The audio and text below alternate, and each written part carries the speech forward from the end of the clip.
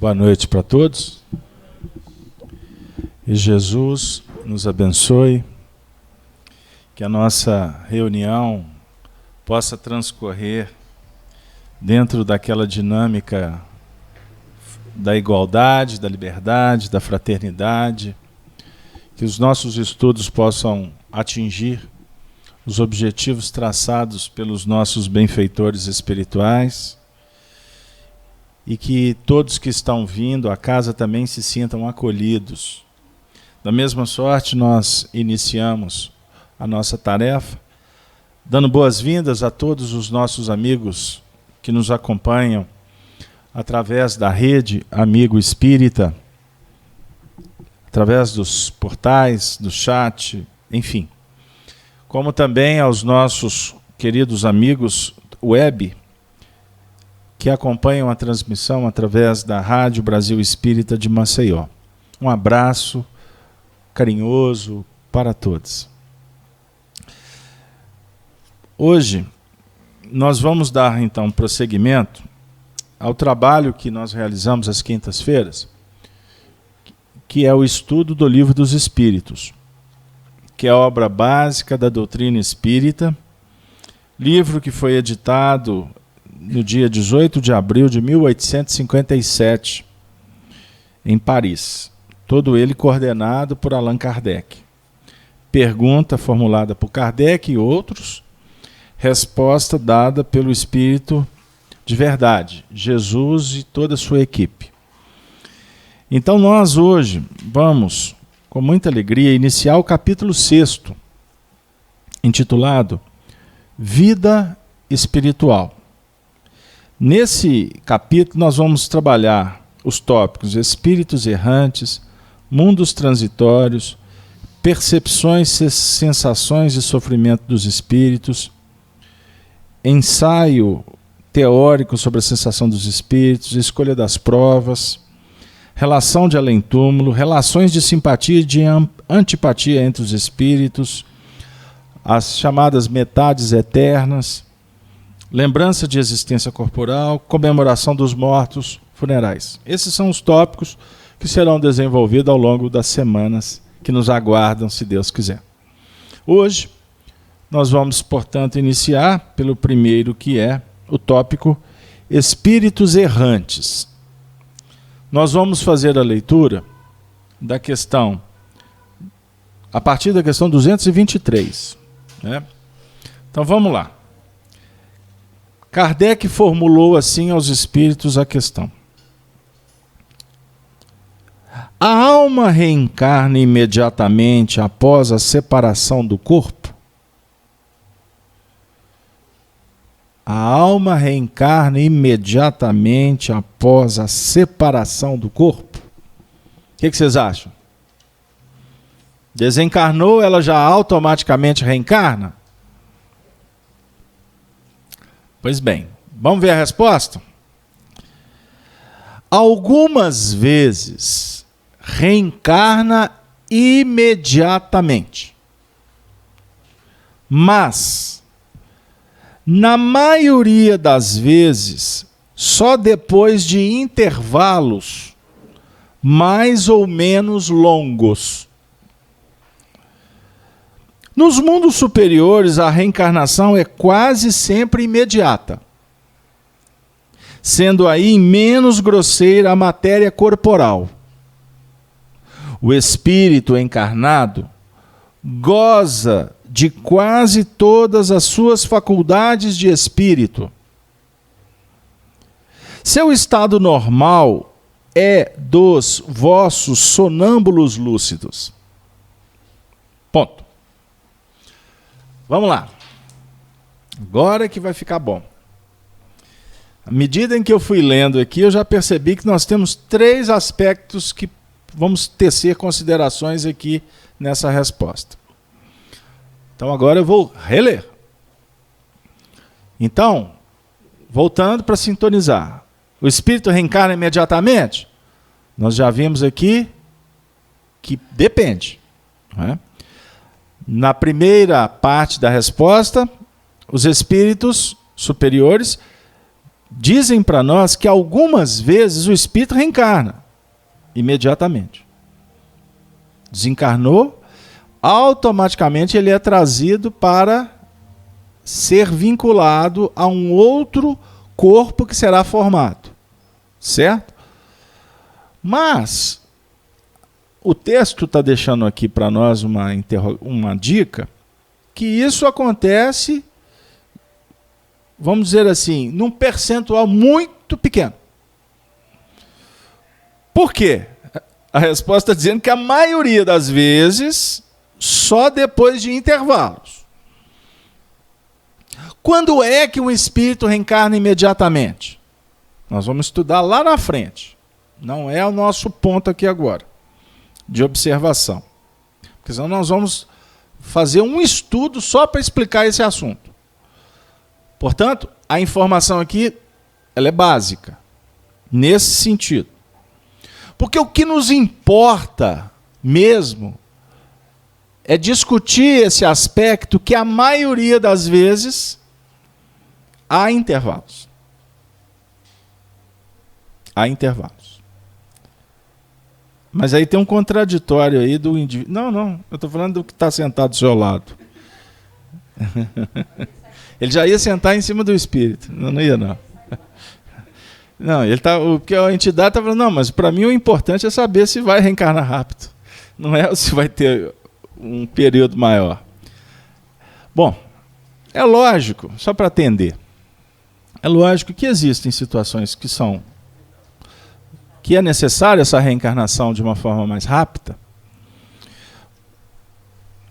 Por uma questão lógica, a gente pode deduzir aqui e explicar, dizendo que o espírito, quando desencarna, por exemplo, numa situação em que ele ainda não se desenvolveu psiquicamente falando, consciencialmente falando, é um bebê, desencarnou. Um exemplo. Um bebê desencarna, a circunstância já favorece para que ele seja vinculado, porque é necessário que ele continue no processo. Tá? Então, é um exemplo. Porque se o espírito, já tendo uma vida de socialização, de descobertas, de raciocínio, ao desencarnar, ele necessita naturalmente de um processo de adaptação no mundo espiritual para depois ser trazido de volta para a reencarnação. Não é? Por exemplo, existem espíritos que reencarnam e ficam e vivem apenas dentro do ciclo processual em bases fetais. Ou seja, há reencarnações que o espírito desenvolve, o psiquismo desenvolve o embrião, começa a formar o corpinho, aí ele tem aquela morte prematura, né? Uma morte natural, com 2 meses de gestação, ele desencarna. Então, com isso, eu estou dizendo para vocês que a reencarnação ela se inicia no momento da concepção. Ok? Então, se há uma desencarnação nesse período, significa que o espírito que viveu aquele estágio precisava de, usando uma terminologia utilizada por André Luiz, por exemplo, o espírito, também integrante da equipe que trabalhou com Francisco Cândido Xavier, sob a coordenação de Emmanuel, André Luiz diz para nós que existe uma necessidade de um choque anímico. Ou seja, o espírito precisa de se vincular à carne, porque a carne é o laço que prende o espírito. A matéria é o laço que prende o espírito. Então o espírito precisa de se vincular para, por exemplo, receber esse choque terapêutico. Não é choque para espantar não, tá bom, gente? É um choque terapêutico. De repente ele precisa de passar por um processo de algum tipo de... Ele tem alguma anomalia, uma disfunção, alguma desestruturação, uma desarmonia no seu corpo espiritual, em que ele se vincular à matéria é uma forma de auxiliar na recomposição, na reestruturação. Então, existem situações que o espírito reencarna muitas vezes sem que a reencarnação tenha prosseguimento.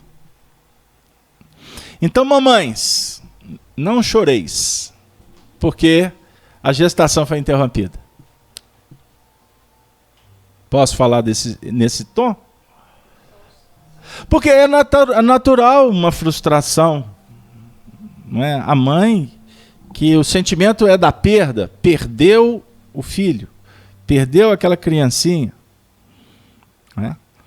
E, na verdade, a mãe, se tivesse mais compreensão, e eu não estou aqui desligando o sentimento da mãe, não. Mas uma mãe que tem mais compreensão das coisas, se a gestação não prosseguiu, ela tem que dizer assim, ou ela deveria, ou ela poderia, ou na condicional, dizer assim: Senhor, eis-me aqui, se tiver que ser de novo, manda bala, manda bola, manda semente, manda o filho, porque aqui eu cumpri minha missão. Geralmente acontece o contrário, o desespero, o luto, a perda. E, na verdade, foi um processo necessário para aquele espírito, e graças à mãe, ele foi aconchegado ali, no seu ambiente psíquico, como mãe, que a mãe, ela vai aclimatar o psiquismo que vai nascer. Ela não apenas vai oferecer os recursos para que o embrião, ou para que o espírito desenvolva o embrião, o corpo. As condições ela oferece, mas a desenvoltura é do espírito. Não é verdade? A não ser quando há problema de solução de continuidade. Quando, por exemplo, tem um problema provocado, uma interrupção deliberada por parte da mãe. Um aborto provocado. Mas fora isso, o processo é a desenvoltura do psiquismo do espírito reencarnante, porque é ele, dentro dos princípios elaborados no tempo, é que vai desenvolver aquele recurso que a mãe e o pai ofereceram. Ficou claro? O que eu quero dizer? Não é a inteligência, não é o espírito da mãe que desenvolve o espírito que está ali. Não, é ele mesmo. Obviamente que auxiliado por técnicos que acompanham o processo gestacional. Ficou claro? Então, nós estamos definindo ou esclarecendo uma dúvida muito comum que perpassa nos nossos corações quando vamos viver estes chamados problemas, não é? Então, trabalhando com essa compreensão, a gente deixa de ser passional. Poderíamos, né? Vamos chegar na condição de um dia entender isso. Então, se uma mulher tiver 10 gestações não concluídas, ou seja, a criança não chegou a cumprir o ciclo total para iniciar um outro ciclo, o ciclo total, simbolicamente chamado ou determinado como um ciclo de 9 meses. Ficou claro? Qual o outro ciclo? Pós o parto. Então, se a mãe é uma mãe que vai ter a funcionar, entre aspas, né, como um instrumento para que haja 10 gestações não conclusas, ela estará cumprindo da mesma sorte a sua tarefa como mãe. Ficou claro? Mas eu não vou continuar o assunto porque eu não tenho dúvida que a ala feminina vai discordar de mim plenamente. Mas eu estou esclarecendo no sentido consolador. Porque a gente atende casos de mães que viveram essas experiências e não conseguiram realmente ter a oportunidade de ver um filho nascer. Já atendi casos assim. Como é muito comum atender casos de algumas gestações que não chegaram no momento conclusivo e, posteriormente, em outras situações, esse caso prosseguiu.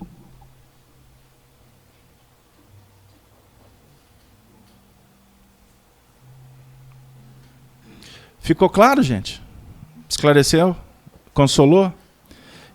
E existem casos que o espírito passa por procedimentos que não são conclusivos, nesse sentido, mas esse mesmo espírito, através dessa mesma mãe, em outra situação, o processo tem o seu prosseguimento em tese vitorioso, porque ele consegue reencarnar. Isso pode acontecer.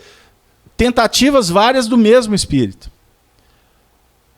Como pode acontecer que, nesse caso fictício que eu elenquei aqui, de uma mulher que viveu 10 processos que não se concluíram, não ser necessariamente o mesmo espírito. Ter sido 10 espíritos diferenciados que precisaram de passar por esse procedimento terapêutico. Portanto, na Terra é inconclusivo. É frustrante. Mas no mundo espiritual é vitorioso. Entenderam aí? Pegaram aí a ideia? Isso é extraordinário. Isso é maravilhoso. Então existem técnicos, equipes preparadas no mundo espiritual para acompanhar esses casos. Então um espírito, uma entidade que vai tentar, ou melhor, existe um processo que se inicia que ele é impulsionado por uma tentativa. E ela não prossegue, significa para o espírito uma certa frustração? Em alguns casos, não, porque ele não tem nem consciência disso. Em outros, a frustração para ele faz parte de um processo de aprendizado para este espírito, como será para a mãe, obviamente, que não, nesse caso aqui, sentirá essa vitória, né? Esse momento tão especial de ver a criança nascer. O que eu gostaria de deixar claro é que tudo temos como estudar. O que é mistério, o que muitas vezes a gente deixa como se fosse naquela galeria do misticismo ou do sobrenatural, a doutrina espírita tem elementos para nos explicar com uma lógica irretocável. Basta a gente ter um pouquinho de paciência e estudar com afinco. Bom, mas deixa eu continuar, porque senão eu vou ficar só nessa questão. Mas as reencarnações, elas vão acontecer por processos que serão de acordo com a necessidade do espírito. O intervalo, que eu estava dizendo. O intervalo. Então, tem espírito que desencarna e fica no mundo espiritual, por exemplo, há alguns meses. Ele pode reencarnar. Alguns anos. Alguns decênios. Alguns séculos. Tem espírito que pode aguardar milênios para reencarnar. Tudo isso vai depender da evolução, da necessidade daquela entidade espiritual. Fiz-me claro? Mas aí vai surgir uma pergunta que eu tenho certeza que vai bombar na internet. Vai bombar. Está falando de intervalo. Quando que o espírito volta? É a pergunta natural, né? Estou despedindo de mamãe. Casamento, hoje você não está feliz. Porque você estava falando da mãe que estava despedindo do filho. Agora você vai falar da filha que vai despedir da mãe. Vai complicar o caso. Porque o povo vai ficar entristecido, não vai, Sony? Quem quer despedir da mamãe, não é? Ninguém.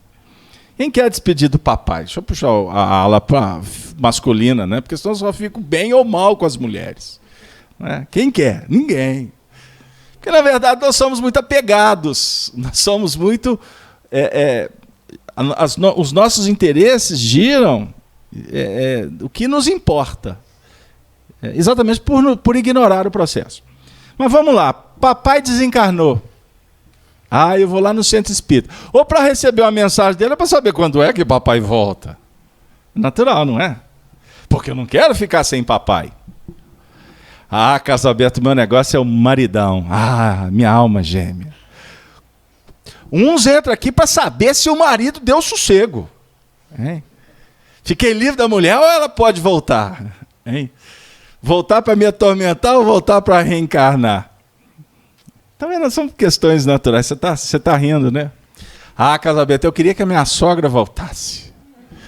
Ah, como eu gosto da minha sogra.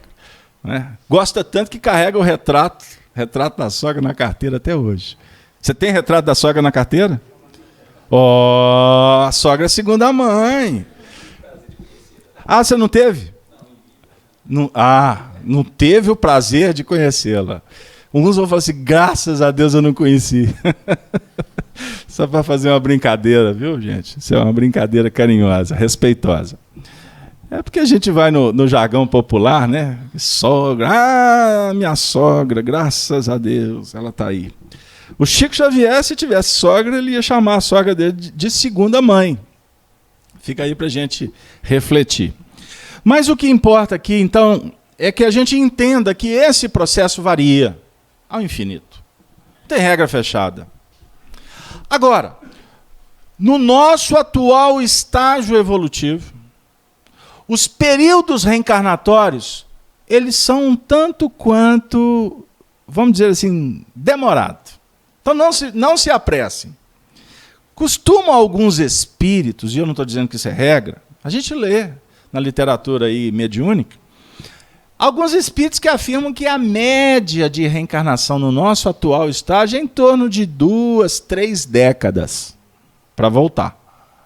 2 ou 3 décadas. Então, se tiver alguém com pressa de ir para voltar, calma, não apressa, não. Porque até diga-se de passagem, quanto mais apressar, mais vai retardar. Porque se apressar, significa que está burlando uma regra, que está infringindo uma lei. Não é? Porque apressar é suicidar, não é verdade? Ou assassinar. Vou acelerar o processo do outro. Ou seja, nós não temos o direito de infringir leis naturais. É o único direito que nós não temos. Mas eu posso. Pode. Mas é melhor se repensar porque não deve. Se não deve é porque não tem direito. O jogo da palavra aqui deu certo? Você tem livre-arbítrio. Você tem livre-arbítrio. Mas você não vai ter respaldo. Você não tem respaldo jurídico. Se eu for falar da lei divina como uma lei que nós temos que obedecer. Na verdade, a adesão às leis naturais, elas vão demandar, vão exigir de nós entendimento. O que eu quero dizer? Eu e você podemos infringir a lei natural com o mesmo ato. O mesmo ato, o meu e o seu. Só que a repercussão desse mesmo ato não é igual. A repercussão será de acordo com o meu entendimento com relação a essa lei. O grau de experiência. Por isso é que Jesus diz assim: a quem muito foi dado, muito será cobrado. Uma criança tem uma atitude, um adulto tem a mesma atitude, é óbvio que a avaliação dessa atitude será diferenciada. Dentro de um contexto nosso, social, político, econômico, o que for. De avaliação.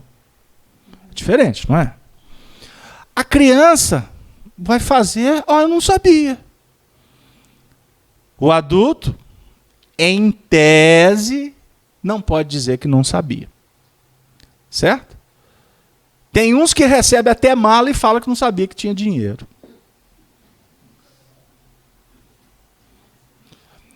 Ele achava que tinha ali uma bomba relógio, O que é? Tinha alguma coisa escondida, porque saiu correndo com a mala. Isso é uma história que eu estou inventando aqui só para a gente ilustrar. Pô, se você está com a mala e está correndo, escondido, é porque tem alguma coisa ali de diferente, não tem? Não era doce de leite. Agora, hoje eu comprei um negócio que eu fiz desse mesmo jeito. Eu fiz arte, eu comprei e saí olhando se tinha alguém observando que eu tinha comprado. O que eu estou dizendo com isso? É um pé de moleque, eu não posso comer pé de moleque. O que eu estou dizendo? Você matou a vontade. Hã? Você matou sua vontade. Pois é, aí mata a vontade, depois a vontade te mata. Não tem um trem assim? Isso é só para a gente refletir. Você está fazendo alguma coisa. Tem alguma coisa dizendo dentro da sua intimidade. Olha, isso não é correto. Significa que pode ser um alerta para que tu não faça. Ou pode ser, inclusive, um carimbo, porque tu fez, que existe aqui um débito. Eu não gosto da palavra débito, não, mas eu vou usar só para a gente refletir. Porque não existe débito e crédito. Na verdade, não existe. Existe ação e reação. A doutrina espírita é extraordinária para nos elucidar isso. A doutrina espírita veio no mundo para nos mostrar qual é a nossa relação, qual é a relação nossa com Deus, com o próximo e conosco mesmo. Esse é o papel da doutrina espírita. Olha que extraordinário. Inclusive a doutrina espírita nos ensina, nos explica sobre a nossa relação com os espíritos, que na verdade são os homens que estão desencarnados. Ponto. Esse é o papel da doutrina espírita. Esclarecer o que Jesus disse em parábolas, de uma forma sintética. Então, por que nós sofremos? Vamos pensar só para dar uma ideia filosófica. Por que nós sofremos? É porque nós desconhecemos. Eu não contei o caso da mãe? Eu atendi um caso que o espírito teve três gestação frustrada. Aconteceram fatos assim. E por fim, na quarta deu certo. Na roça, antigamente, a gente falava vingou. Lá na senzala, a gente falava ou vinga ou não vinga. Não é vingar no sentido, não é assim não. É vingar no sentido de dar certo. Né? De vigorar, enfim. Isso é coisa da antiguidade, eu sou antigo. Então vou voltar. Esse espírito não foi simples para ele, foi complexo. Como para a mãe, para todos os envolvidos. Mas ele, em outras esferas, ele assumiu responsabilidades graves por 3 oportunidades. 3 oportunidades. E essas dificuldades para nascer, elas já deixaram assim como que uma marca no psiquismo dele. E ele me contou isso em espírito. Como assim? Ele nasceu, cresceu, se estabeleceu. Aí certa feita, ele passou por um problema, uma dificuldade. Nós acolhemos ele quanto encarnados e os espíritos num contexto espiritual, dentro de uma terapêutica da casa espírita. E num dos momentos de crise mais séria, ele foi levado em nossa atividade mediúnica em desdobramento. Ele estava em casa, dormindo. Ele estava numa cirurgia à distância, uma terapêutica à distância. Ele veio na reunião mediúnica, se comunicou através de um médium, de uma forma muito clara, me disse: eu estou sendo tratado aqui, meu nome é fulano de tal, mas aqui eu estou como espírito. Quando eu voltar para o corpo, eu não vou lembrar disso. Então foi-me dado a oportunidade de vir aqui conversar com você, para te dizer sobre as dificuldades que eu vivi no processo gestacional, por 3 oportunidades, porque aconteceu comigo isso, isso e isso, e é uma marca. E esse problema que eu estou vivendo psicológico agora, ele tem um efeito especial na minha vida. Foi o Espírito que me falou, não foi benfeitor, não, foi ele. Eu estou vindo aqui para dar o meu testemunho. Porque minha vida daqui para frente vai tomar um outro rumo. E eu preciso de passar por esse drama. Essa dor que me consome, quanto encarnado, que eu estou desesperado e por isso que eu te procurei. Eu preciso que você me ajude. Porque quando eu volto para o corpo, eu fragilizo. Deu aí? Significa que, eu estou contando para vocês, que quando nós estamos aqui batendo papo, na vigília, né? Conversando, pagando conta, indo ali, voltando, nós apresentamos apenas uma faceta da nossa realidade espiritual.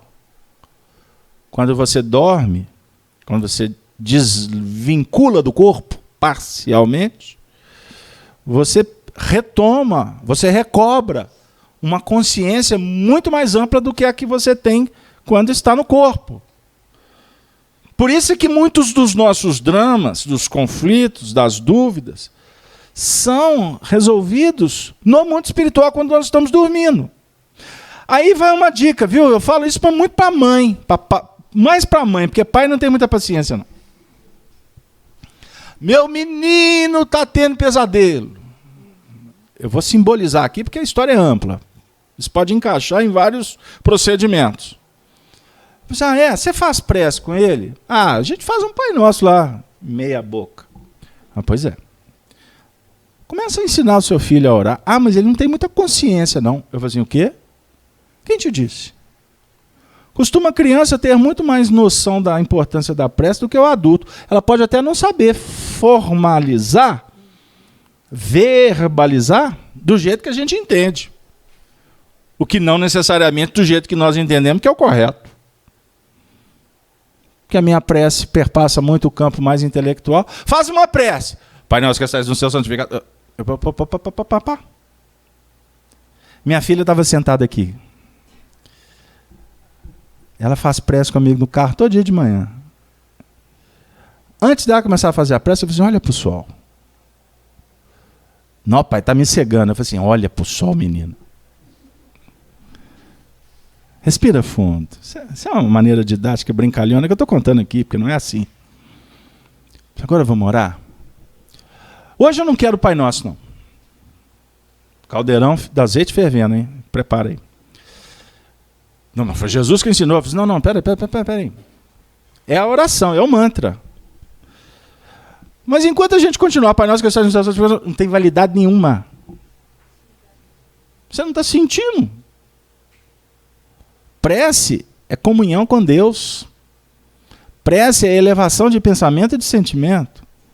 Prece não é para se trabalhar campo intelectual. O intelecto ajuda apenas a te dar algum formato, ou melhor, focar algum ponto. Ponto na minha frase. Então tem dia que não é o Pai Nosso, não. Eu quero que tu fala.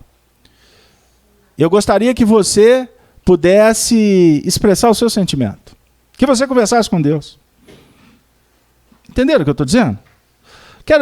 Ou seja, nós precisamos sair desse formalismo para entrar numa outra dinâmica. Porque a criança ela está num grau de sensibilidade importante que precisa de ser aproveitado. Porque quando a gente fica mais velho, a gente fica bobo.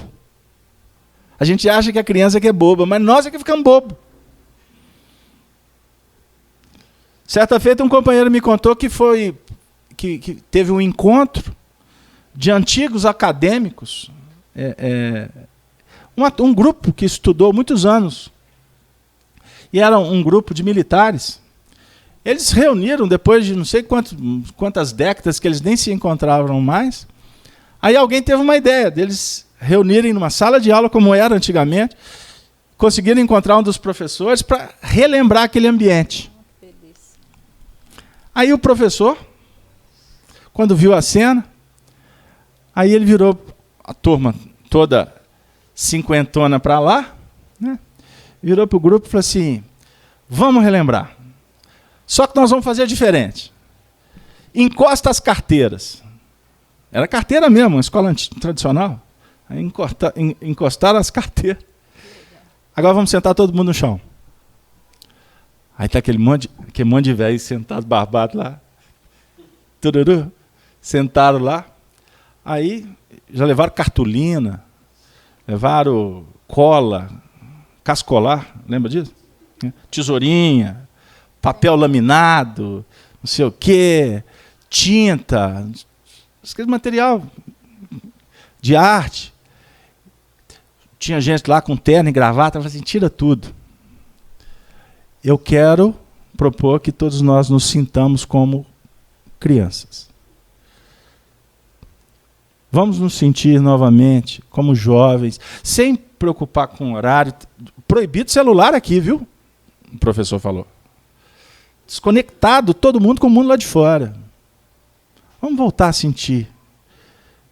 Perceber que, na verdade, nós criamos uma série de sistemas, de procedimentos para as nossas vidas, e por isso muitas vezes nós nos sentimos falidos, emburrecidos, tecnocratas da insensatez, e a gente perde essa condição de viver, de sentir, de vibrar como espíritos. Então a casa espírita ela proporciona, em tese, essa reflexão para a gente. Porque a gente precisa de passar décadas e décadas tomando, como é que diz? Batendo com a cara na porta, dando murro na ponta de faca, para chegar lá na frente e falar assim, perdi tempo demais com bobagem. A vida é tão simples. Somos nós é que criamos tantos problemas. Então por isso é que tem alguns surtos, tem alguns problemas graves, crises existenciais, relacionais, políticas, o que for, que na verdade são manifestações importantes para o crescimento, para o despertamento. É o papel da dor, que é um anjo que nos visita para nos fazer repensar. E olha que muitas vezes a gente tem que tomar pancada a vida toda, passando, vai tomando pancada, ai meu Deus, agora eu dou jeito. Aí ele vai dar jeito. Aí daqui a 2 meses, esquece, volta tudo que era antes. Aí a vida volta, mais pancada. E aí vai. Aí passa uma vida inteira tomando pancada. Aí tem que desencarnar. Aí vai chegar no mundo espiritual para quê? Para ficar lá um tempo, para ter oportunidade de rever em outras bases. Ter que dissociar, desvincular, se vincular, conviver com outros ambientes, com outros espíritos, para ver se saneia.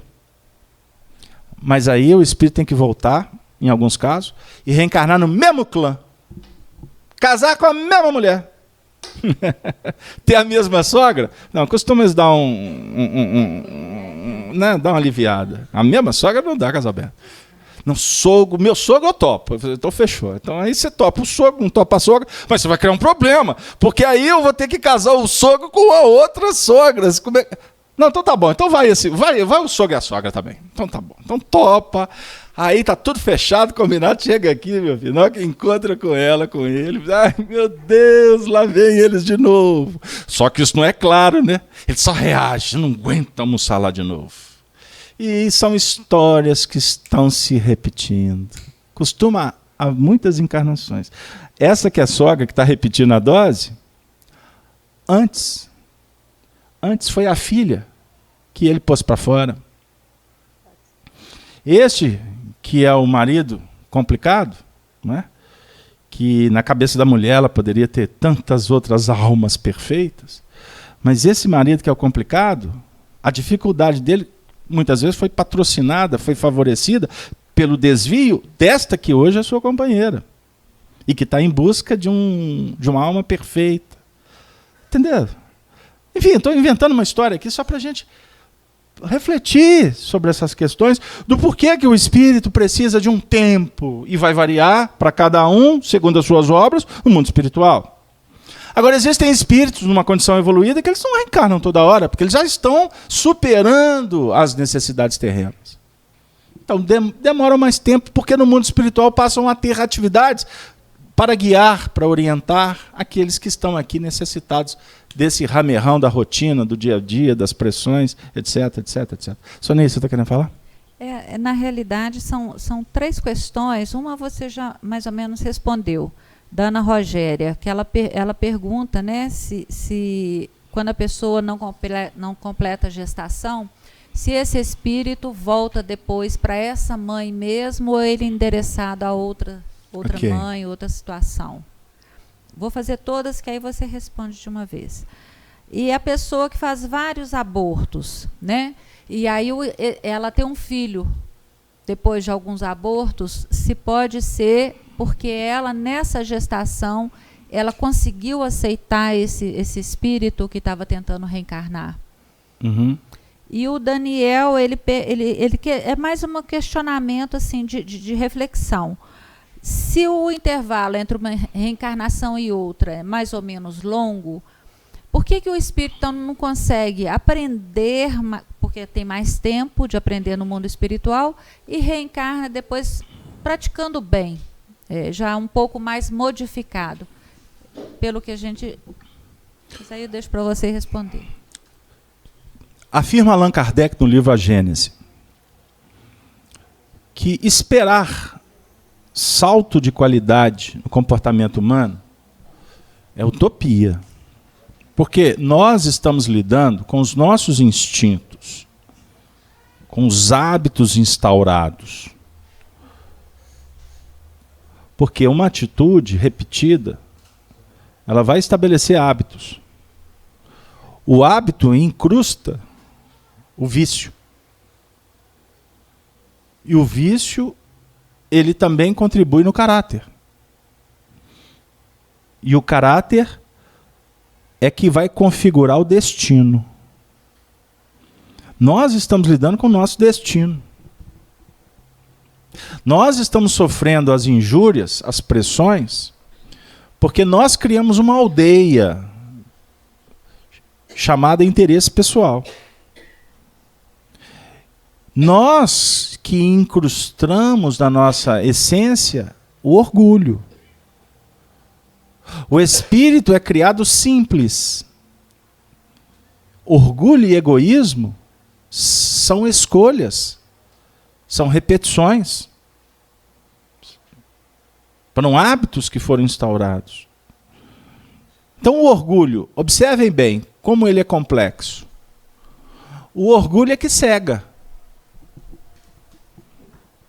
O orgulho é que dificulta o desenvolvimento da fé. O que é a fé?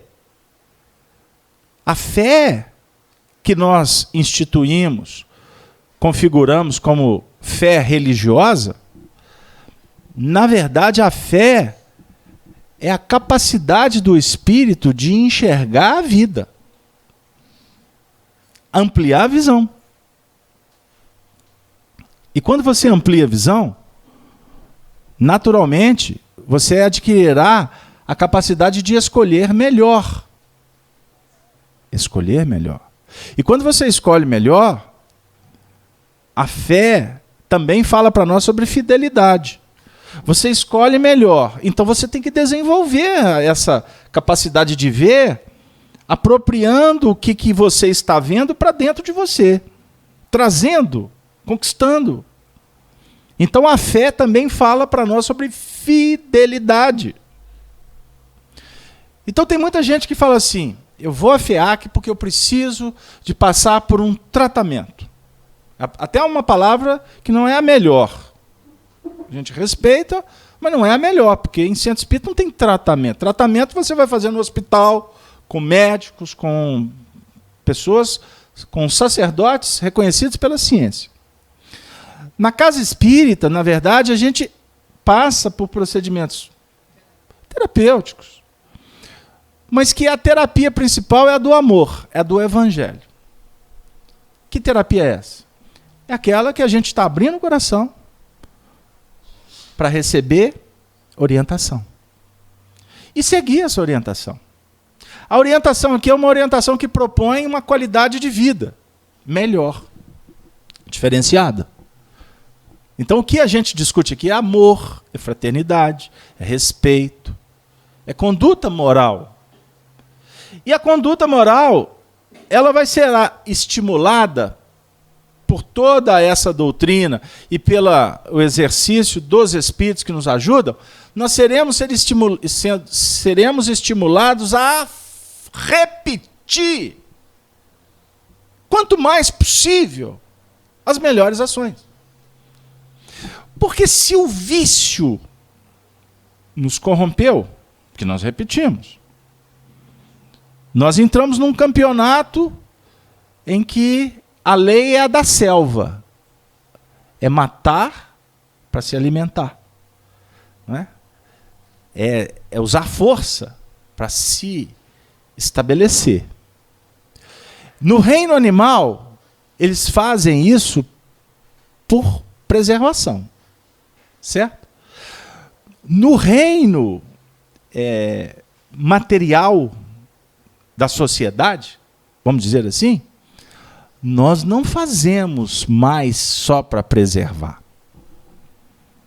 Nós fazemos isso para alimentar as nossas paixões. Por isso é que há injustiças. Então, na sociedade, para que eu me estabeleça, muitas vezes eu acabo usando recursos, artimanhas, para que eu possa sobrepor o outro e conseguir o meu espaço. Então eu vou repetindo isso nas mínimas coisas. As crianças são preparadas para entrar no mercado e conquistar o seu espaço, custe o que custar. A gente fala para as crianças, para os jovens, na evangelização e na juventude. Olha, o evangelho não propõe que sejamos melhor do que ninguém. O evangelho propõe que nós possamos qualificar a nossa vida, procurando o melhor no seu sentido de conquistar posições que possam nos elevar moralmente, intimamente falando. A nossa inteligência, ela precisa de ser estimulada. Nós precisamos de trabalhar, nós precisamos de pensar, nós precisamos de ler, nós precisamos de estudar. Mas qual matéria? Operar com qual recurso? O recurso que vai favorecer o meu crescimento em detrimento ao outro? Ou a minha vitória em parceria com a do outro? Entenderam o que eu quero dizer? Porque quando eu penso só em mim, eu estarei nesse mercado, nesse jogo social, com atitudes que respaldam, que alimentam, que ampliam o meu egoísmo. Então nós temos aqui... Oi. Nós temos então aqui o orgulho,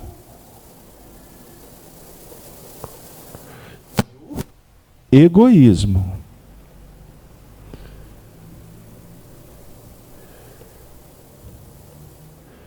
Duas chagas, dois cânceres que nos impedem de prosseguir na caminhada em busca da felicidade. Orgulho e egoísmo contrapõem. Porque a felicidade nossa, como espíritos, ela não está apoiada em questões transitórias, materiais, desse campeonato que nós estamos disputando. Porque, na verdade, nós estamos aqui na Terra para aprender a desmatricular deste campeonato. Do querer só para si. Casalberto, mas espera aí. Como é que eu faço? Certa feita o indivíduo me fez uma pergunta extraordinária. Que ele é comerciante. Ele falou assim, mas eu tenho que comercializar, eu estou no mundo material, porque senão como é que eu vou ganhar o leite dos meninos? Eu falei assim, mas quem falou que o comércio é vil? O comércio, ele foi criado para que haja trocas. Não é verdade? A gente troca. As trocas, elas objetivam aproximar as pessoas. Agora, se as trocas distanciam as pessoas, aí a gente pode começar a pensar sobre o tipo de comércio que nós estamos empreendendo. Complicado, não é? Não é não. Você é vendedor. Você está lá na sua loja. Aí a Sony entrou lá. Você vende material de construção. Sony entrou lá na sua loja porque ela está fazendo uma reforma na casa dela. Certo? Ela chega lá e fala assim: ô moço, bom dia. Ela é educada. Olha aqui, eu estou precisando de comprar uma porta, porque eu estou fazendo uma reforma lá no meu apartamento, então eu preciso de uma porta assim, assim, assado. Aí o vendedor tem várias portas, né? Ele tem porta assim, assim, assim, assim. Aí, geralmente o vendedor pergunta assim: mas qual a porta que a senhora precisa? Não é assim que ele pergunta? Ah, eu preciso uma dessa. Mas essa que a senhora precisa, ela é muito boa. Mas, na verdade, eu tenho uma outra porta aqui que é muito melhor. Né? E ele está sendo sincero, porque a qualidade dessa outra porta realmente é melhor. É mais cara, mas é um material mais robustecido, mais qualificado. A empresa é assim, assim, assado. Beleza. Então, é justo que ele ofereça para que a Sony possa ter opção de querer ou não outra porta. Aí, o que acontece? Existe uma outra porta. Né? Uma outra porta que é mais cara ainda, mas essa porta que é mais cara ainda, ela é mais cara só porque passaram um verniz nela, porque a fechadura dela tem um acabamento assim, assim, e o vendedor sabe disso. Aí o vendedor fala assim: olha, dona Sony, essa terceira porta é a melhor porta do mundo. Se eu fosse a senhora, eu comprava essa porta aqui. Ele já identificou que a porta que a Sony precisa é a primeira. Que quando ele oferece a segunda, ele está oferecendo a segunda porque a segunda é mais qualificada. Agora, essa terceira aqui, ela é lantejola. Só que como essa terceira é muito mais cara, então, independente se a Sony precisa ou não dessa mercadoria, sabedor que ela desconhece a qualidade dessa porta, e mesmo assim ele apresenta essa porta com uma terceira, quarta, quinta intenção, eu pergunto para vocês: o dinheiro que ele está ganhando para comprar o leitinho dos meninos dele é justo? É justo? É legal? É legal? É legal, ué. Por que não é legal? A porta não está lá para vender? Ele ofereceu, ela compra se ela quiser. Mas a primeira pergunta foi: é justo? Então nem tudo que é legal é justo. Entenderam aí a provocação? Foi de propósito. Então, o que nós estamos sendo convidados a refletir é exatamente essa questão do nosso interesse, da nossa intenção diante das relações, das oportunidades, das circunstâncias que a vida abre para nós. A partir do momento que você está agindo com uma intenção clara de enganar, você, eu, qualquer um, estará infringindo. Kardec usa essa expressão no livro A Gênesis. Infringindo, conspurcando, adulterando a lei divina. E esta adulteração, ela não ficará esquecida. Um dia a vida trará de volta para nós. Então a pergunta dos companheiros, que inclusive envolveram um assunto que eu levantei, e levantei sabedor, que naturalmente iam aparecer questões, dúvidas, discordâncias, polêmicas, etc., que não estão sendo manifestadas, mas elas acontecem, e é natural, não está errado não, tá, gente? Nós preferimos não entrar no mérito das questões. Por quê? Com certeza não vamos agradar a todos e nem temos esse objetivo. Mas o assunto sempre, ele será levado para que nós possamos refletir no que remonta a intenções. Dentro dessa dinâmica operacional que nós estamos vivendo em sociedade. Ficou claro aí? Então, por que o indivíduo comete um aborto? Por quê? Cada um responda por si. Aqui vai entrar uma série de fatores de avaliação pessoal e que nós respeitamos. E a nossa ideia aqui não é entrar no mérito, mas a gente tirar algumas conclusões básicas. Quando a gente assume uma responsabilidade, ou quando a responsabilidade bate na nossa porta, ela não chegou por acaso. Certo?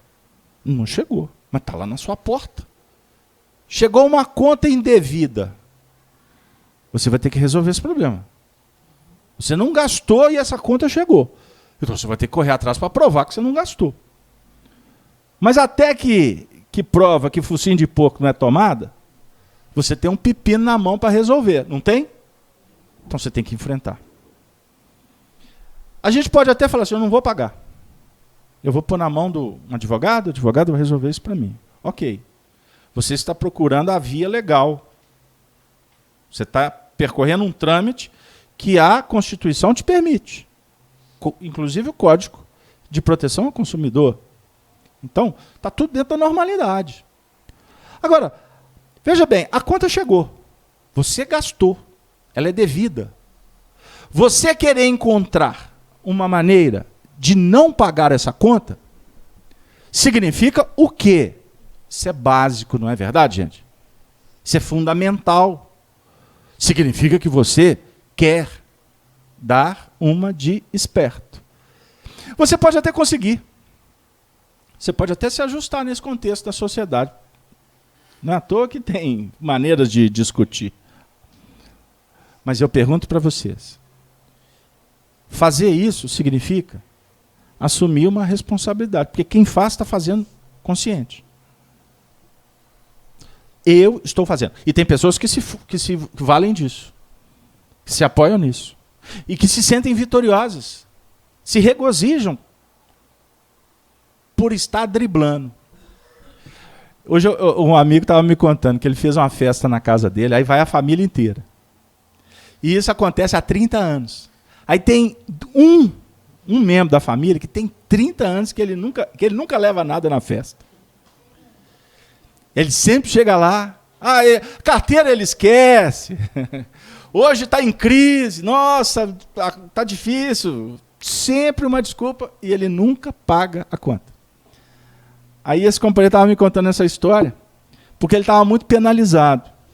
E ele pediu que eu pudesse dar um parecer da doutrina espírita. Eu falei assim, meu Deus do céu, o que a doutrina espírita tem a ver? Mas vamos embora, conta. Aí ele contou, pois é, rapaz, sabe o que aconteceu? Eu estou penalizado, porque esse indivíduo realmente agora ele está numa situação difícil. Sabe o que aconteceu com ele? Eu falei assim, não, o quê? Roubaram o carro dele ontem. O que você acha? Isso é grave, né? Isso que eu acho. É grave, roubaram o carro dele. É um bem dele. Pois é, mas você sabe que me passou uma coisa pela cabeça? Aí eu pensei comigo, lá vem. Eu falei, o que passou pela sua cabeça? Tem 30 anos que vai lá e não paga nada. Eu falei assim, meu amigo, cuidado. Não entra nessa vibe, não. Não entra aí, não, porque essa vibe pode virar uma vala. Né? Que você está julgando o indivíduo. Então, cuidado. Então, vamos fazer o seguinte. Você está penalizado, vamos orar para ele achar o carro dele. Aí ele falou assim, mas Casalberto, mas tem 30 anos. Eu falei assim, isso não é problema seu. Entrega para Deus. Mas Casalberto tem 30 anos que ele dá o cano a gente. Eu falei assim, ele não tinha dinheiro. Casalberto, não é isso, cara. Você tá querendo abençoar o moço. Eu falei assim, deixa eu te fazer uma pergunta. Ele faz isso por prazer? Ele consciência que ele está prejudicando alguém? Ele se sente vitorioso? Eu não sei. Você já perguntou para ele? Não. Então como que você está falando que ele está pagando por uma coisa que você não tem dimensão do que está acontecendo na intimidade dele? Mas o caso aberto é básico. Eu falei assim, ok. Então vamos partir da seguinte premissa. Se ele tiver consciência que ele está fazendo isso, ele está tomando um duro golpe, não está? Mas pode ser que esse duro golpe nem seja interpretado como uma notícia para despertá-lo. Porque ele não tem maturidade para entender isso. Certo? Mas pode ser que esse duro golpe realmente venha para balançá-lo, partindo do princípio que ele tem consciência que ele está prejudicando alguém. Agora, o meu padrão, a minha análise, é uma análise minha e não é a dele. Eu não posso garantir que ele pense assim. Ô Casalberto, uma família toda fala a mesma coisa. Eu falei assim, então a família toda, a sociedade inteira estabeleceu um padrão, uma norma. Não estabeleceu? Qual que é a norma? Nós vamos... A norma é a esposa de um amigo meu. Gente boa para danar. Eu tenho que ir devagar, porque senão eu vou arrumar uma crise familiar. Então, eu tenho que ir com a Norma, uma esposa do meu amigo. Mas assim, o básico, você faz a festa, não faz? Faz. Tem 30 anos, não tem? Tem. Tem 30 anos que vocês combinaram a mesma coisa, não tem? Tem. Por que essa norma não foi colocada em prática? Não, porque é família. Olha, deixa eu te falar uma coisa. Existe uma coisa na vida que se chama o combinado não é caro. Então, se vocês não tiveram maturidade, fraternidade, diálogo maduro para definir a regra, e se não se cumprir a regra, não vem aqui, você não tem direito de entrar no meandro dessa discussão. Com todo respeito, falei para ele. Aí eu pensei comigo assim, não, mas tem 30 anos mesmo. Aí o anjo falou assim, Casalberto, você também está entrando no patamar da justiça humana. Vocês entenderam, gente, como que é complexo entrar no mérito das circunstâncias? Ninguém tem autoridade para entrar na intimidade de ninguém e usar da sua medida para ser a medida que vai condenar o outro. Entendeu o que eu quero dizer? Tanto é verdade que Deus não atua assim conosco. Deus nos respeita. Para ficar mais ajustado, Deus ama. E por amar, Ele nos concede a oportunidade de escolher. Então existe uma unidade do universo que se chama amor. E a operação da vida se dá numa dualidade de forças contrárias que se completam. Em tudo na vida. Tem macho, fêmea. Tem dia, tem noite. Tem magnetismo, tem eletricidade. Não é assim? A definir que são polaridades. São diversidades. Não existe o gênero masculino, o gênero feminino. São dois gêneros. Não tem outro terceiro gênero. Há, no caso, por exemplo, numa conversa que naturalmente vai passar na cabeça de vocês, uma questão chamada orientação sexual. É outra história. Orientação sexual. Mas as polaridades são masculina e feminina. Um espírito que está trabalhando há muito tempo numa polaridade masculina, ele pode reencarnar com um corpo feminino. O que esse corpo feminino vai expressar? A polaridade do espírito, que está em processo muito latente, operacionalizado. Então, é normal um homem que se sente mulher olhar no espelho e falar assim, meu Deus, esse corpo não é meu. Isto é normal. Caracteriza uma necessidade do espírito trabalhar na reencarnação numa frente que ele não está acomodado. que ele não está se sentindo autorizado. E isso tudo vai trazer desconforto, naturalmente, porque aonde não tem conforto, vai haver desconforto. Quando não tem segurança, nós teremos medo. Então, quando o assunto na atualidade perpassa essa senda, nós temos que ter a tranquilidade, espíritas, doutrinária, de encarar essas situações de uma forma mais natural possível. Porque o preconceito, ele existe, a intolerância se estabelece, é porque o indivíduo ou desconhece, ou ele é rebelde para aceitar. Então, existem duas coisas diferentes.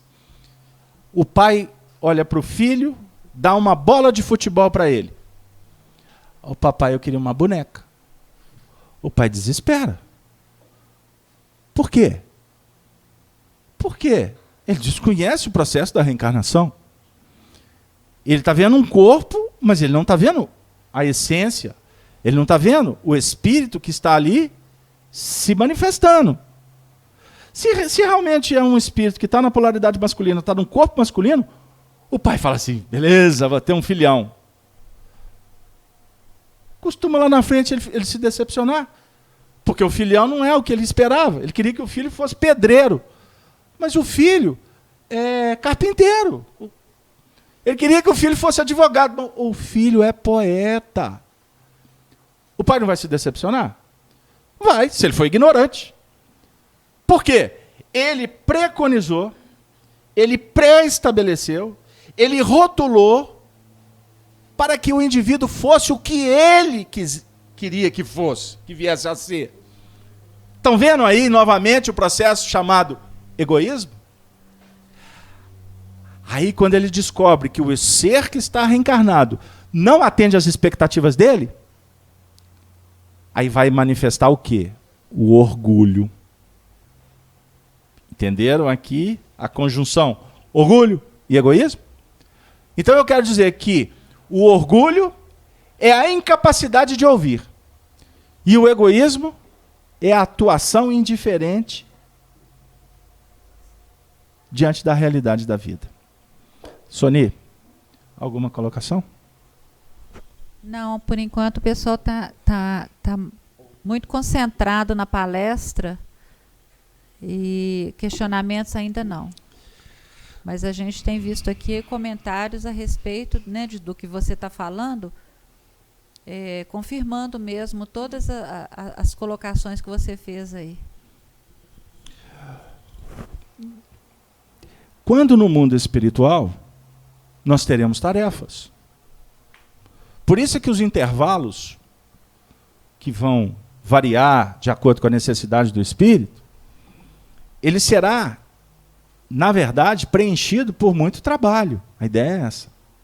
Agora, o espírito pode permanecer por um tempo maior se ele se rebelar no mundo espiritual. Ele pode, inclusive, se envolver em situações difíceis. Porque o mundo espiritual ele é organizado em alguns setores. Mas há regiões difíceis, tristes, lugares de desespero, de angústia, de sofrimento. Há espíritos que se maculam de tal forma que se vinculam a hordas, a falanges de espíritos que não estão dispostos a evoluir. Então nós vamos encontrar regiões em que impera justiça exacerbada, que impera, vamos dizer assim, violência, uma série de procedimentos complicados. Então não pensemos que o mundo espiritual é apenas um ambiente fantasioso. Não. Ele é uma região tão desconhecida quanto a nossa região íntima. Porque, na verdade, o mundo espiritual ele vai refletir a nossa realidade íntima. Então, imaginemos uma pessoa que a vida inteira semeou bênçãos. A vida toda ela promoveu paz. cuidou de pessoas, promoveu alegrias, não é? Essa pessoa, obviamente, singrou um mar em que o rastro que ela deixa é só luz. Esse coração vai desencarnar. Como que nós podemos concebê-la no mundo espiritual? Como? O que a lógica diz para nós, Eduardo? Ela recebeu luz. Então ela está na luz. Tá bom, é isso aí. Só para brincar com vocês. A luz é o que simboliza o quê? Um ambiente legal, convivências maravilhosas, não é verdade? Harmonia. Ela trabalhou a vida toda. Aí ela está velhinha lá. Aí ficou um tempinho doentinho. Aí o familiar, porque ficou penalizado pelo sofrimento, falou assim, graças a Deus descansou. Ela trabalhou a vida toda. Você acha que ela vai aguentar ficar balançando em cadeira de balanço? Ela já ficou na velhice. Quando chegar no mundo espiritual, na verdade, ela vai verificar que ela vai reassumir a sua potencialidade, a sua dinâmica, a desenvoltura do pensamento, da inteligência, da sensibilidade. Alguma coisa? Sim. É uma pergunta que veio da rádio da Brasil Espírita por e-mail. Como eu sei na prática se sou orgulhoso? Quem fez foi o Gilberto Oliveira. Você está caminhando na vida. Qual o rastro que tu está deixando? Essa é uma pergunta importante que a gente perpassa caminhos para, na verdade, chegar no ponto principal, que é olhar para o espelho. Reunião espírita é para olhar no espelho, viu, gente? Não é para passar batom, perfume, pentear o cabelo, não. O espelho é para ver, é para mergulhar na sua realidade, que só você pode fazer. Só você pode olhar para dentro de você mesmo. Porque ninguém tem essa autoridade, essa competência. Agora, a vida, ela é um espelho que reflete a nossa realidade. A convivência, a circunstância, seja social, econômica, religiosa, ela diz para você o que você exala. Eu costumo dizer assim, eu lembro que Divaldo, certa feita, nos falou que, uma conversa muito carinhosa, ele disse assim, quem é solidário jamais fica solitário. Pode até ficar solitário de encarnados, mas no mundo espiritual, esse solidário conquistou muito amigo, você não tem dúvida.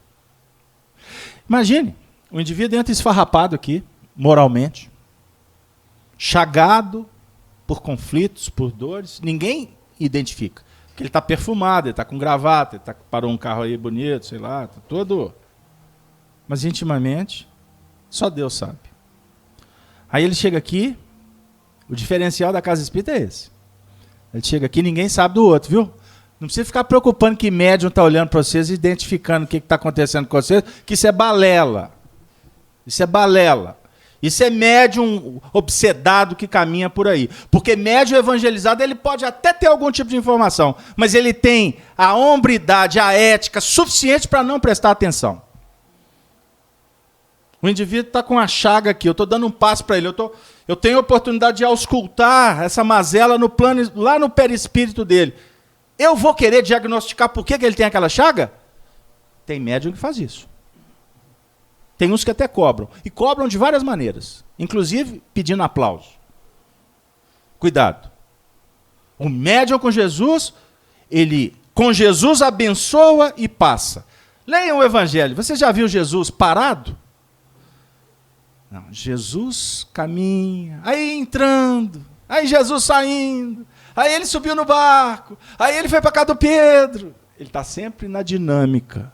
É o amor operacional. Então, como que nós podemos verificar a nossa realidade? É diagnosticando realmente como a vida está te respondendo. Aplausos, cuidado. Alerta, abençoa. Tapinha nas costas, olha a casca de banana. Mas informações importantes, frases bem postas. E toda vez que você sentir agredido, olha. Mas olha. Preste atenção. Que é aí que é o pulo do gato.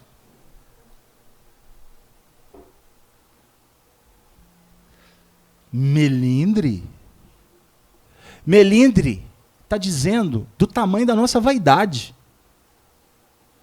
O outro falou comigo assim, ó, tá acontecendo isso, mas não vou falar com ele não, porque vai melindrar. Você fala? Eu falei assim, não, você que trouxe o problema, você que vai falar com ele. Mas se ele melindrar? Problema seu e dele. Seu, porque você tem que aprender a falar. Na hora certa e de um jeito mais ajustado possível. Sabendo que mesmo assim, tu pode cometer um equívoco. Mas se você está se candidatando a fazer, o preço é seu.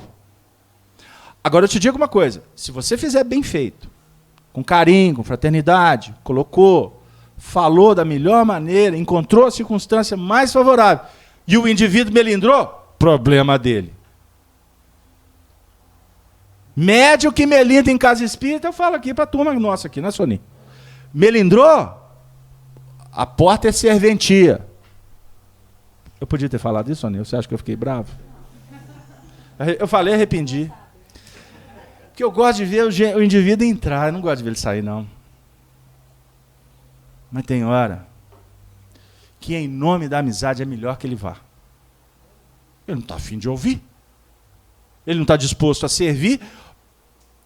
Eu li umas frases do Chico, do Emmanuel, aqui, umas 4 semanas atrás, estão lembrados quem estava aqui?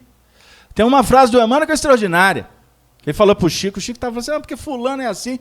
Aí o Emmanuel disse, olha, fulano é aquele tipo do trabalhador, que ele trabalha na hora que ele quer, ele vai quando pode, né? Na hora que chegar lá, ele que escolhe. Aí o Emmanuel diz assim, olha, trabalhador igual esse, Jesus prescinde. Ele não está pronto para servir a Jesus. Servir a Jesus, e aliás, o centro espírita é só treinamento, viu? E muito lusco-fusco, porque você fica aqui pouco tempo. Você pode até mudar sua cama para cá, ficar aqui muito tempo durante a semana, mas em comparação do tempo que você fica na sua família, no seu trabalho, é um pouquinho de tempo de nada. É um cadiquinho. Ah, eu soltei isso aqui outro dia, não foi, Denise? Cadiquinho. Coisa de mineiro, hein? Cadiquinho. É um cadiquinho que... Mas quando vem minha filha, é uma exigência. Se não for do jeito, hein? Ele não está pronto para servir.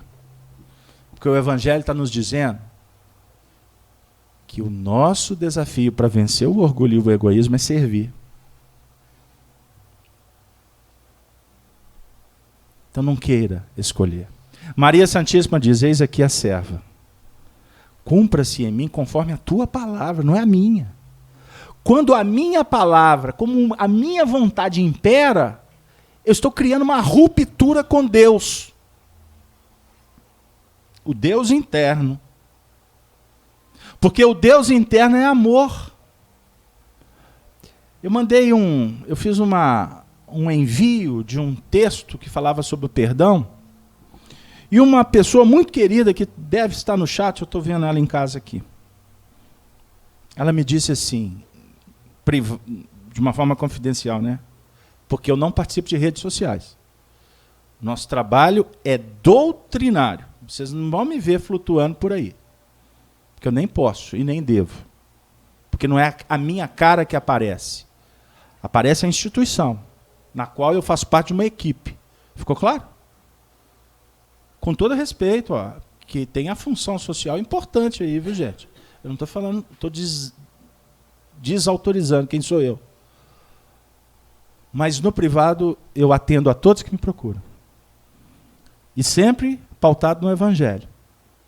ela me disse assim, mas é tão difícil perdoar?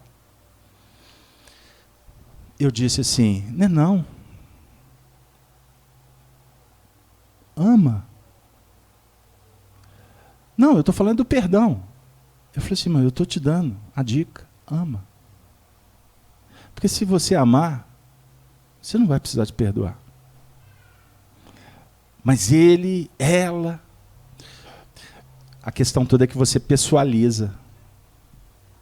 Você não verifica que o que aconteceu foi em seu benefício. Eu falo muito para o nosso grupo, né, Sony? Tantas pauladas que nós, como trabalhadores do Evangelho, tomamos. E não é pouca não, viu? Não é pouca não. É melhor nem contar, porque senão eu choro. Mas essas pancadas é que nos fazem estar atentos, ser humilde, para prestar atenção nessas pancadas, e não ser indiferente com quem dá a pancada. Porque é um enfermo. Quem bate, apanha. Apanha da vida.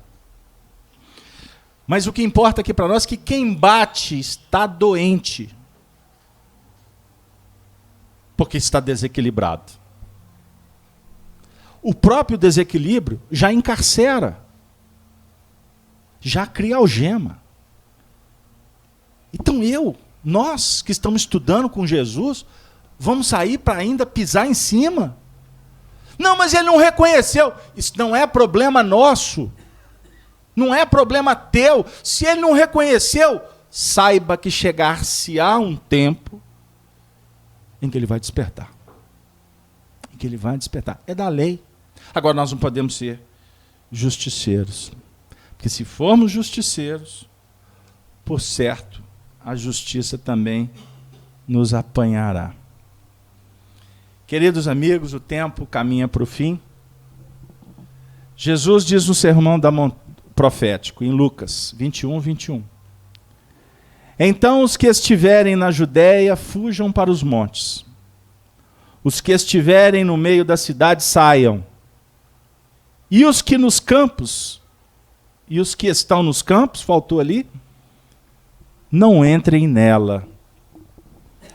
Então vamos refletir rapidamente. O que define para nós a cidadela são os nossos interesses. Cidade aqui é o conglomerado de tudo aquilo que nós procuramos no mercado, para comprar e para vender. Se as nossas tarefas estão focadas para atender apenas o interesse pessoal, Jesus está dizendo para a gente, já que estamos nos vinculando à Judéia é a casa das noções superiores. Os montes são os montes da elevação, que a oração, o trabalho do bem nos conclama. Antes a gente achava que tinha que subir no monte, ficar ajoelhado. Isso é místico. Isso é religioso, no seu sentido tradicional. Nós estamos falando aqui de elevação. Nós precisamos, se estamos no meio da cidade, dessa confusão mercadológica, sairmos e irmos para o campo. Que campo que é esse? A terra a ser arada, trabalhada da nossa intimidade. Saia e entre para descobrir-se. E Jesus diz, e se descobrindo, não torne a ela. Não torne a cidade das complicações. Porque é a cidade dos nossos interesses, do que nós trazemos do passado, é um magnetismo poderoso que estará sempre nos conclamando para retornar, olhar para trás. E como foi alertado a Ló, quando eles saíam de Sodoma, nas regiões ali da Gomorra, na passagem bíblica conhecida, foi alertado, não olhe para trás. Porque olhar, no seu sentido saudosista, é se vincular ao que está cristalizado, ao hábito que se tornou vício, que instaurou caracteres e que hoje é um fulcro de irradiação atrativa. O companheiro perguntou e agora chegou o momento de responder. Como deparar, como entender se eu sou orgulhoso? Olhe para ti mesmo e observe se você está pronto para ouvir. Mas ouvir mesmo. Como despertar do egoísmo? Haja no bem. Não há outra solução. Pratique o bem. Faça ao outro o que gostaria que o outro te fizesse. O mundo espiritual será, portanto, o retrato que nós vamos tirar agora dessa realidade. E se eu estiver me deparando com o mundo espiritual que me aguarda complicado, a missão de mudar isso é sua. Não espere que espíritos, que o seu anjo da guarda, o seu benfeitor, que uma prece é suficiente para mudar a sua realidade espiritual. Não é. Mas o consolo nos vem das alturas com Jesus. Jesus é o referencial para essa mudança. Não o procure lá. Perceba-o dentro, do seu lado. Ele é o seu amigo. E amigo de verdade não vai falar para você enfiar o pé na lama. O amigo é aquele presente que Deus nos dá.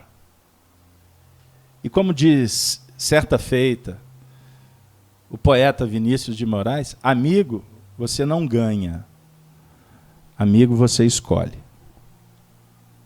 Você sabe quem é o seu amigo. E cada vez que você caminhar, mais você perceberá que esse amigo é Jesus. Porque ele está conosco desde o início. Por isso, eu os convido para um silêncio interior. Porque onde quer que você esteja, seja a alma deste lugar. Discutir não alimenta. Reclamar não resolve. Revolta não auxilia. Desespero não ilumina.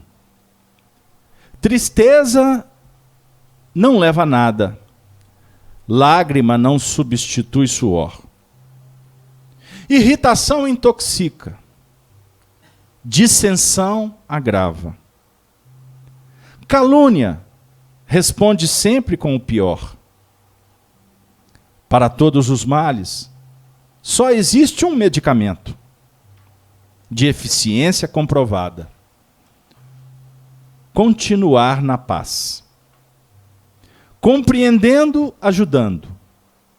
Aguardando o concurso sábio do tempo. Na certeza que o que não for bom para os outros, não será bom para nós. Pessoas feridas ferem pessoas. Pessoas curadas curam pessoas.